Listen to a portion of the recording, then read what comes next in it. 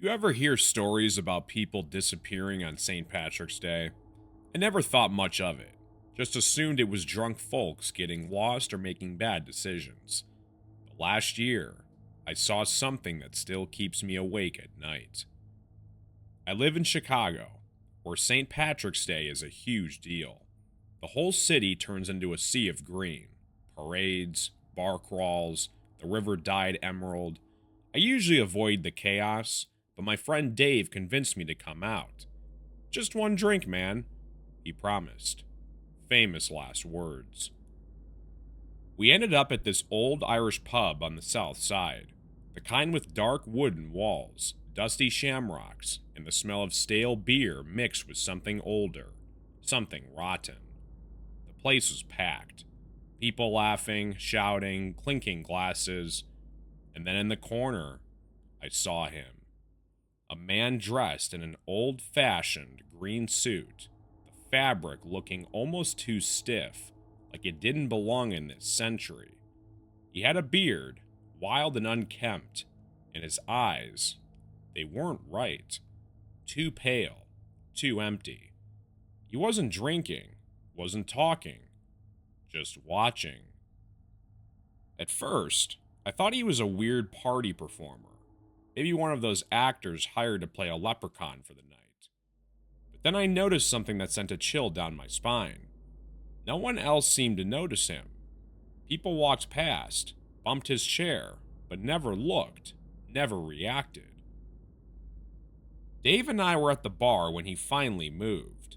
He stood and walked toward a girl near the door, a college kid, maybe 20 years old. She was drunk, laughing, leaning on one of her friends. When he finally reached her, he whispered something in her ear, and then her smile vanished. She turned, dazed, like she was sleepwalking.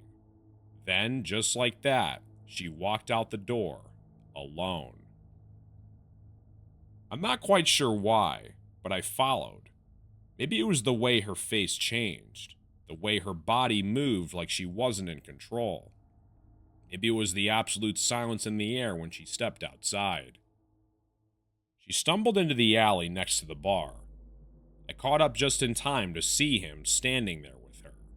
His back was turned toward me, but I swear, he wasn't touching her.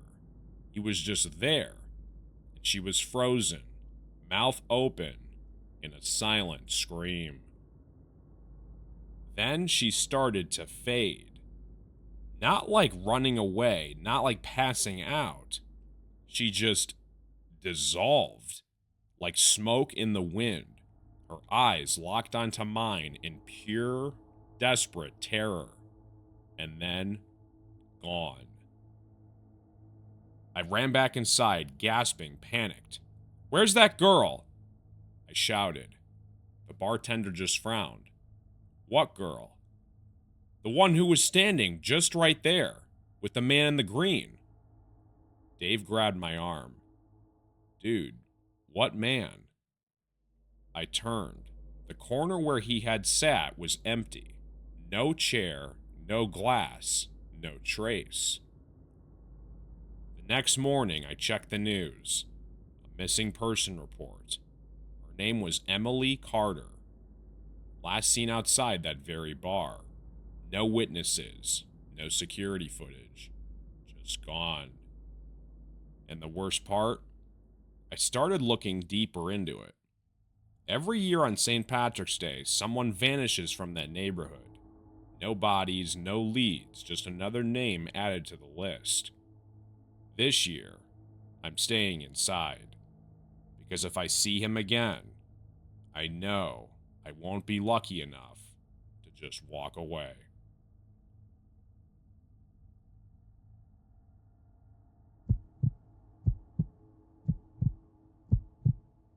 I don't usually believe in superstitions. The whole, wear green on St. Patrick's Day or you'll get pinched, always seemed like a harmless joke. But last year, I learned the hard way that some traditions aren't just for fun.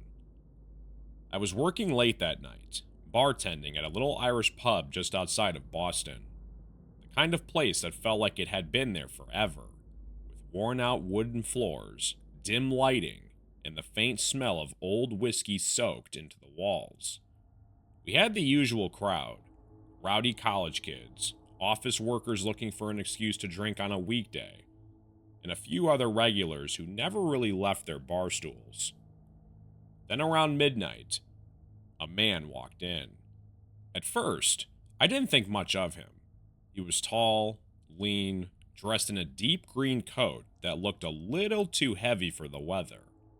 His hat, also green, sat low over his forehead, casting a shadow over his face. But his eyes, there was something off about them. A little too bright, a little too sharp. He slid into a seat at the bar and smiled, but it didn't reach his eyes. "Not many people take the rules seriously anymore," he said, his voice smooth but unsettling. I frowned. "What rules?" His smile widened.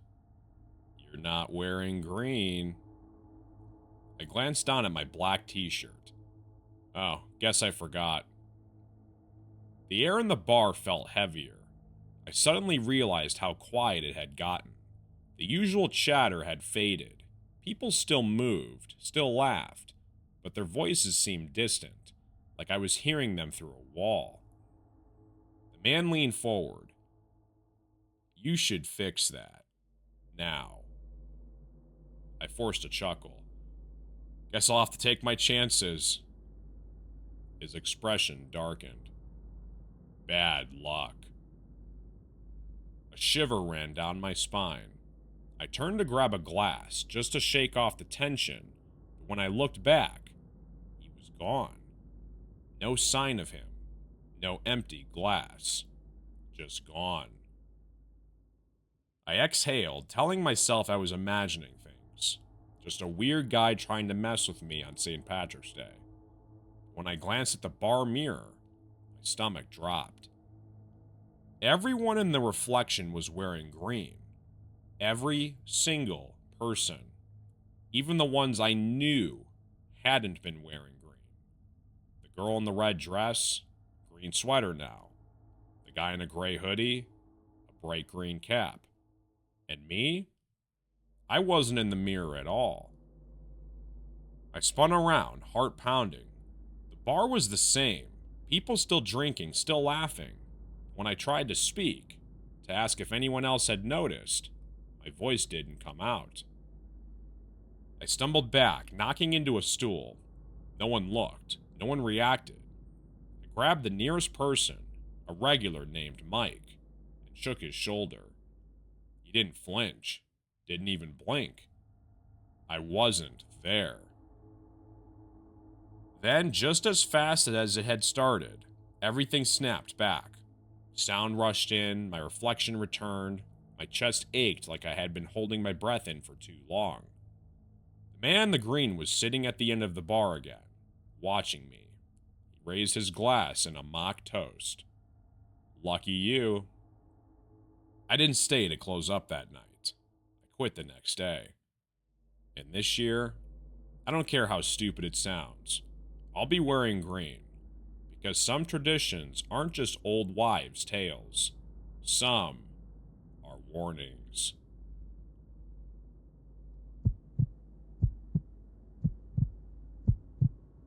I grew up in a small town in Pennsylvania where nothing much ever happened. But every year, St. Patrick's Day was a big deal. We had a parade, nothing fancy, just some high school bands, local businesses tossing out candy, people dressed up in green. It was a tradition. Last year, though, I went back home for the holiday. My younger sister, Maddie, was marching in the parade with her school, so my mom and I stood on the sidewalk, waiting for it to start. The streets were packed, kids with shamrock face paint, older folks waving Irish flags, and the whole town out, like always. Then, right before the parade began, I saw him. A man standing at the very edge of the crowd, barely moving. He wore a long green coat, buttoned down all the way up to his throat, and a hat pulled low over his face. At first, I thought he was just another festive local, but then I noticed something strange. No one stood near him. The crowd naturally avoided his space, like they didn't even see him. I nudged my mom. "Do you know that guy?" She followed my gaze, squinted, then shook her head. "Who?" I looked back, and my breath caught in my throat. He was staring directly at me. Before I could say anything, the parade started. The music, the cheers, the laughter. It should have been comforting, but something was wrong. The air felt colder. The sky seemed duller, like a film had been placed over everything. And then, as Maddie's group marched past, I saw him again. This time in the parade, walking right behind my sister. I shoved through the crowd, panic rising. People shouted as I pushed past them, but I didn't care. I had to reach her. "Maddie!" I yelled, but she didn't turn, didn't react. The man reached out. His long, bony fingers hovered just over her shoulder. I lunged, and suddenly I was standing in the middle of an empty street. The parade was gone. The crowd was gone. The decorations, the banners, the music, everything was gone. The buildings looked older, abandoned. The sky was a dull gray. No sun, no clouds, just empty. The town felt hollow, like a place forgotten by time. And in the silence, I heard footsteps. I turned. He was still there, smiling. "You shouldn't have seen me, little girl," he said. Then everything snapped back. The noise, the crowd, the parade, all right where they had just been. I was standing in the same spot, my mom gripping my arm, her face pale. "Maddie?" I said, frantically searching for her. She was still marching, still smiling, but the man was gone. I never told my mom what exactly happened, but that night, I checked the town's history. The parade had been happening for over 100 years, but back in 1903, something had gone horribly wrong. A collapse on the main street. Dozens of people fell through, buried alive. The town held a memorial every year, but they never stopped the parade, as if something wouldn't let them. This year, I'm not going back, because if I see that man again, I don't think I'll get to come back at all.